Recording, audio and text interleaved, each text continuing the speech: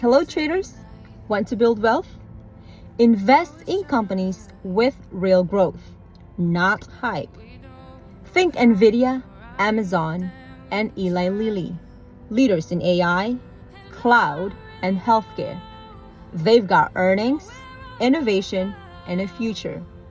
Now compare that to meme, penny stocks, and hype trades. They spike on emotion, not fundamentals. Yes, you'll win big, but you'll likely lose faster. Investing smart means buying into vision, leadership, and a cash flow. So ask yourself, are you investing in a future or reacting to a trend? That's it for today. I'll see you guys tomorrow.